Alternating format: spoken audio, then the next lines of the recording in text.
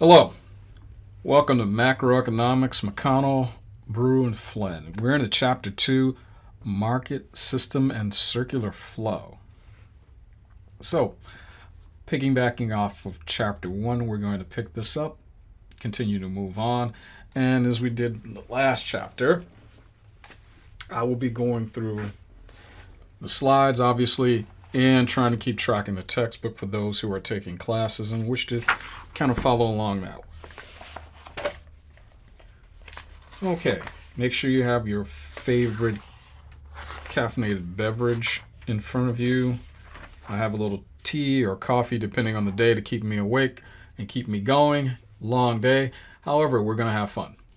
All right, let's get started. This chapter is a brief comparison between the command and laissez-faire system. Then we're going to transition to a discussion of the characteristics of the market system. Talk about the 5 fundamental questions every economist must face, a little bit about Adam Smith and the invisible hand, and some explanations about the command system. Then we'll talk about the circular flow model involving an overview of resources and goods that move through the system.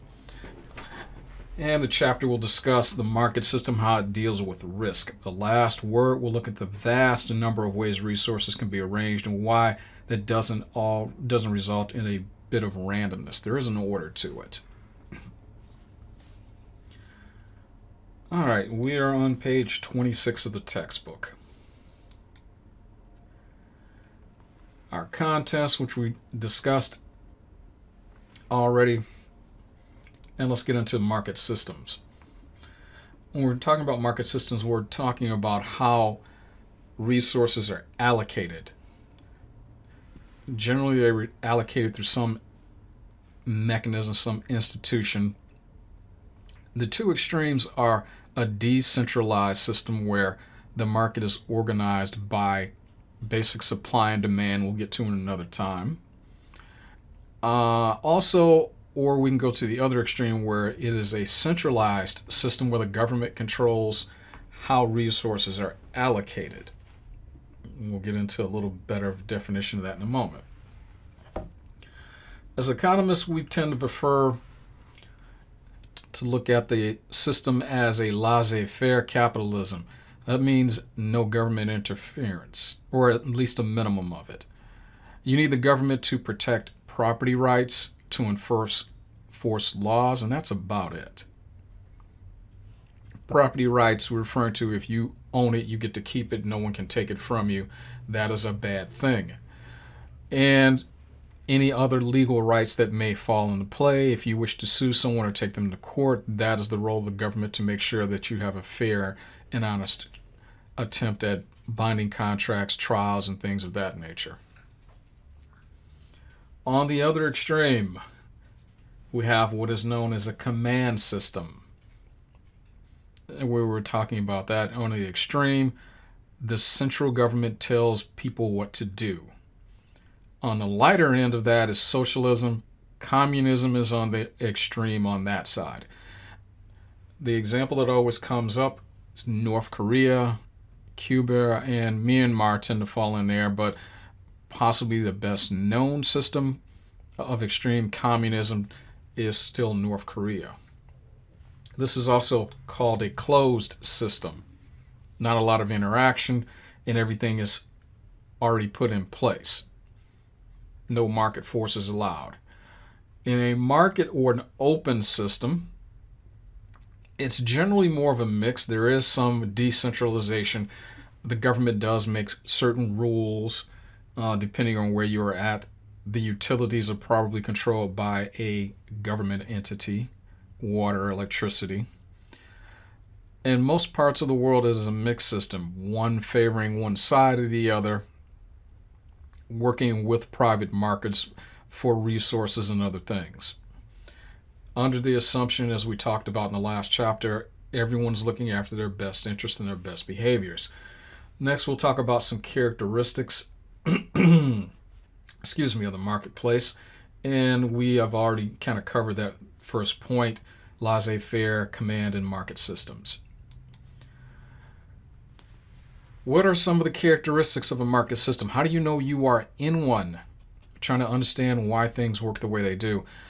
Generally, you have private property. You go out and buy a guitar, a piano, it is yours.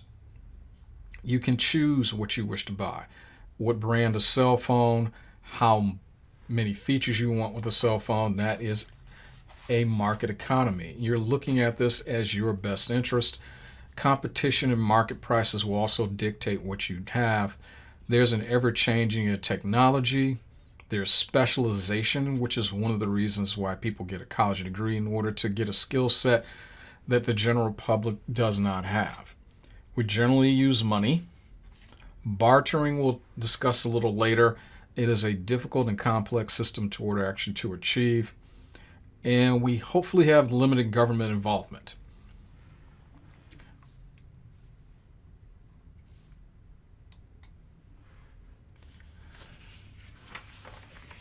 And we are all the way on page 29. It's a simple graph of what they consider freedom, how much liberty, how much free market enterprise is available, meaning a little government involvement and people can choose what they wish to do. Again, at the bottom, we see the most repressive regime is, by most economic measures, would be North Korea. One of the things that actually create a lot of change is technology. If there's any change in the system, 40% of it is usually due to technology. It creates all type of specializations and skills and resources that weren't available before. If you're an accounting major, what is your favorite software?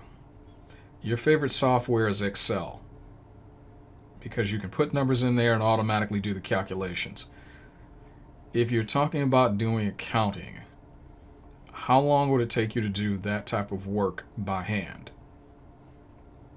Pen and a sheet of paper, compared to you setting up cells in an Excel spreadsheet, just plugging the numbers in there and automatically having the calculations done. Because of the advance in technology, you can specialize in this particular field, earn a good living, and now you have a division of labor.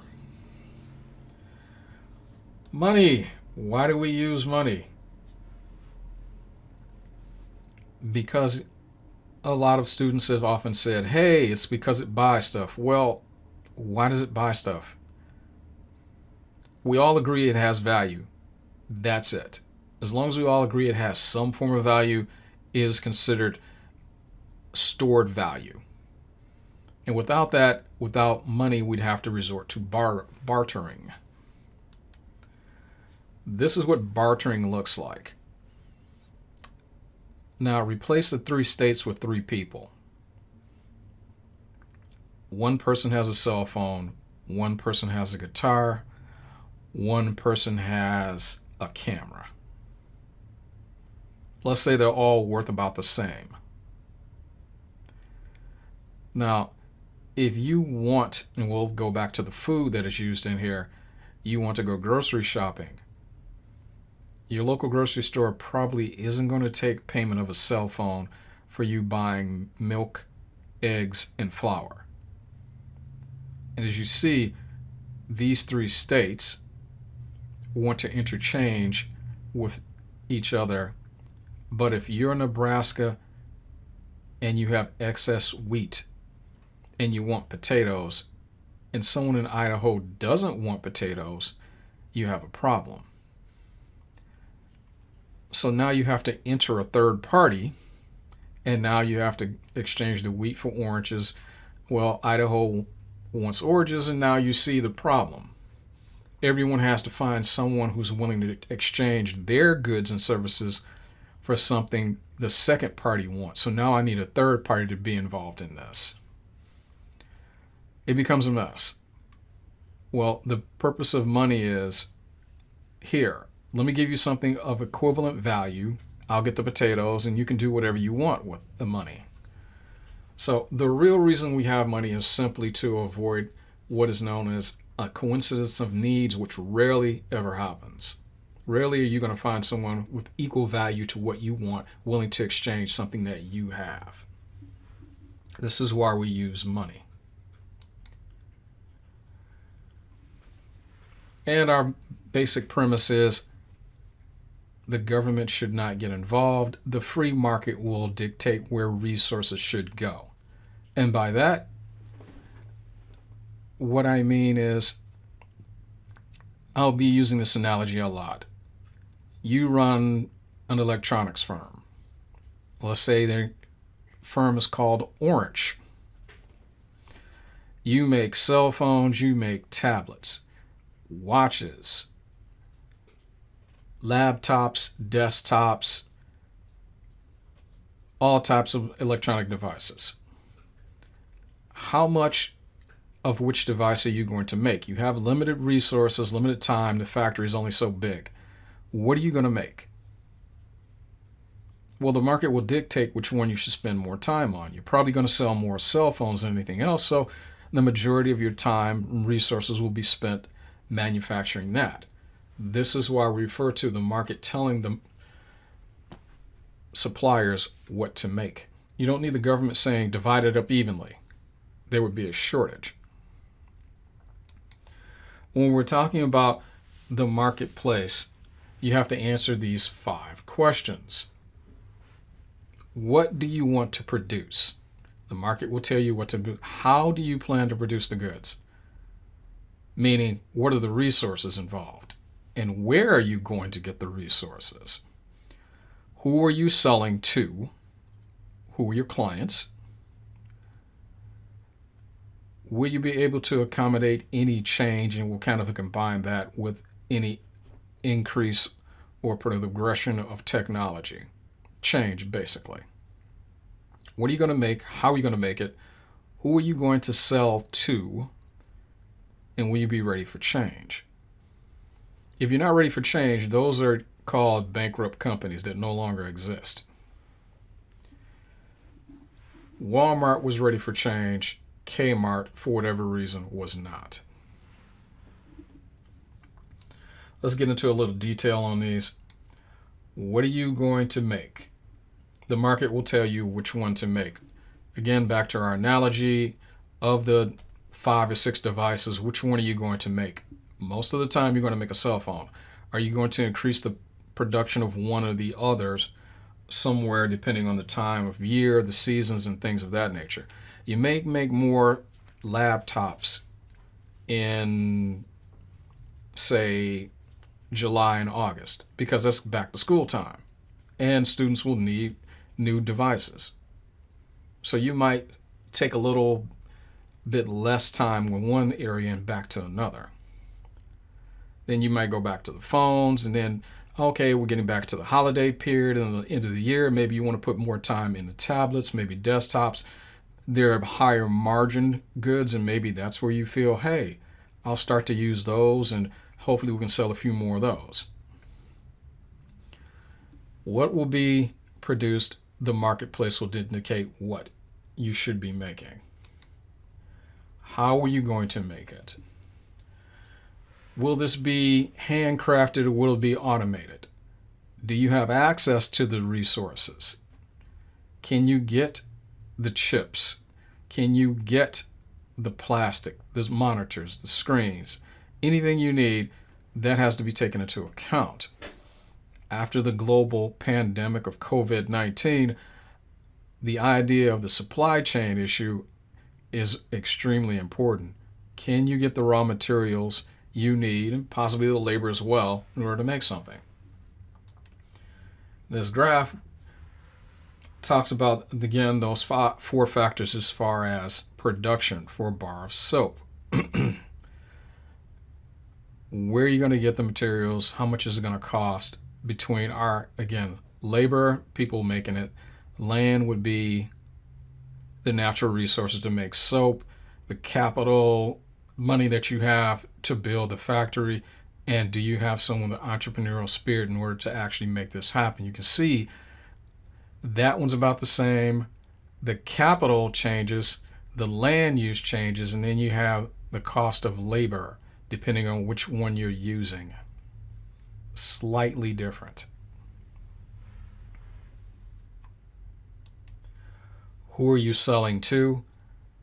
It's going to depend on age, taste, education, and finally income. There are a number of other things, but those are generally some of the things that are the main issues as to who gets what. If you're going to make an expensive cell phone, you may not sell as many, and you need to find the market for it.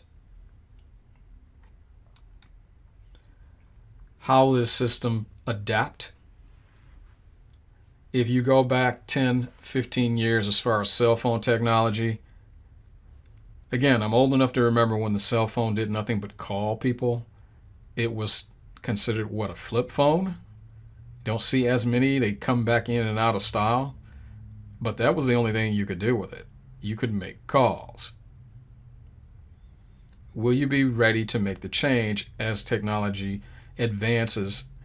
Do you have the capabilities to actually make changes in your production and with the labor and everything else also involved to go along with the times? You run the risk of what is known as creative destruction. Those of you who don't remember, hopefully you do remember, there was a lovely company in the United States called Blockbuster. They would rent out VHS tapes, big tapes, movies on them. Then they went to disc. Well, creative destruction would be Netflix putting Blockbuster out of business. And if you want to go look that up there, I'm sure there are a couple of YouTube channels that explain, hey, Blockbuster tried to sell itself to Netflix. Netflix said, that will never work. Famous last words. Then we move on to what is politely known as who is known as the father of modern economic theory, Mr. Adam Smith. This is one of those people that you should leave the class and just put into a category. If you're ever in some discussion and you want to quote someone famous in the field of economics, Adam Smith is probably the name you want to use. In short, the market is moving by invisible forces. You don't necessarily plan ahead of time, but the market will change and adapt to you. Again, it's probably easier with a couple of videos to make the explanation, but if you were trying to make a toaster, how complicated would it be for you to make a toaster? And when I mean make a toaster, I do not mean get the parts and piece it together. I mean, how hard would it be for you to make the plastic, the circuit board, the thin metal frame that the bread goes in? How hard would it be for you to make all those components from scratch? Well, you don't have to. If you wanted to make a toaster, you could probably buy the parts and piece something together on your own. But someone has to make the components before then. They're just making them in general, and you want a specific part, and they will customize it for you. That is what it refers to as the invisible hand. We're all trying to get something done, but it's a very complex system between all parties actually taking care of each other's needs. Before we talked about the command system, which is where the government tells everyone what to make and how to make it in those 5 questions. The problem with it is very simple. If you're wrong, you don't have resources allocated in the appropriate area. The government comes in and says, everyone is going to wear a fitness watch. We're not going to make cell phones for 3 months. Probably not a good use of resources. The other issue is, if I'm being told what to make, that entrepreneurial ability we discussed is out the window. If there's no gain for me, why am I going to discuss how to alleviate any problems due to a surplus in one area and a shortage in another? Even if I do, and I'm not going to get anything from it and no one's going to take my advice, why bother? So, a total command system generally does not work. That being said, a pure open market system without any involvement of the government to actually make sure that it works evenly and to prevent monopolies probably isn't going to work too well over a long period of time either. We'll talk a little bit about the circular flow. We're only going to talk about two large entities, households and businesses. Again, the consumer and the supplier, the production market and the research market, and we're going to put it into a quick graph and walk through it.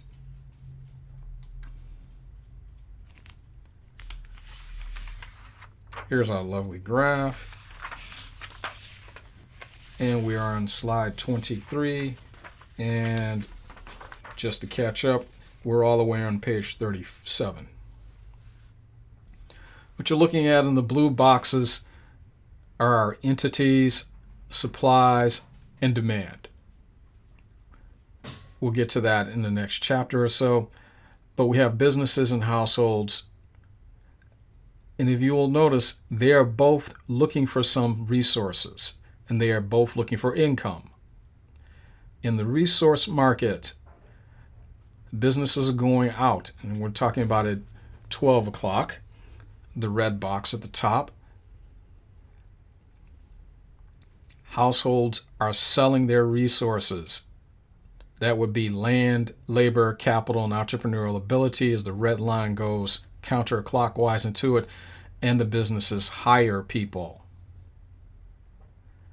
What do they get in exchange? They get money, wages, profits, things like that.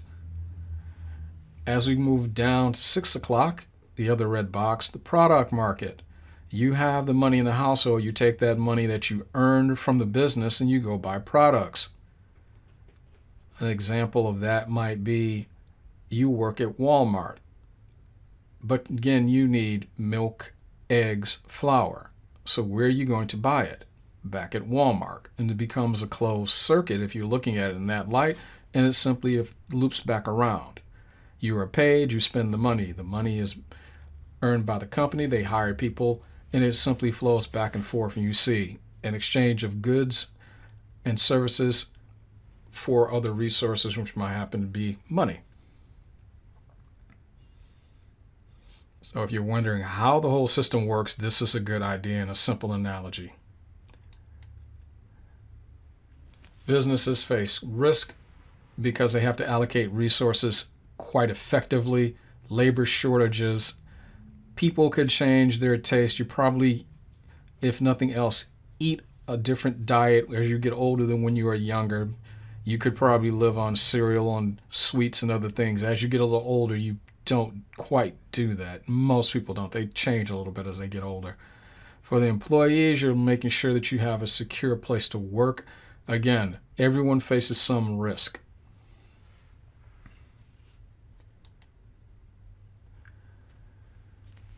The business owners have to deal with how do they keep and retain quality people.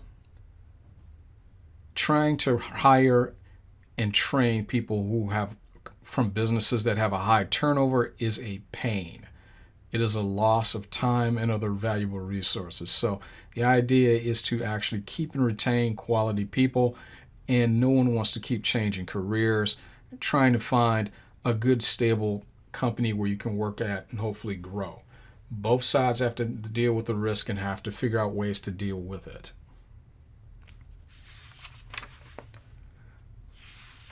Okay, moving on to the last slide, slide 26, hasta la vista to Venezuela. There are a couple of good videos on YouTube. If you put in Venezuela and economics, there are some good videos that discuss what happened, how it went horribly wrong for a country that had one of the largest oil reserves in the world. Not going to get into this here, but it's interesting just to, from an economic standpoint, to spend a little time, find a quick video of maybe 10-15 minutes and look into it. All right. That should cover chapter 2. We'll move on to chapter 3 soon enough. You have a good day. Again, this does not take the place of you reading the chapter, doing homework, or things of that nature. This is meant to be a supplement. All right, then. I will see you in the next one. You have a good day.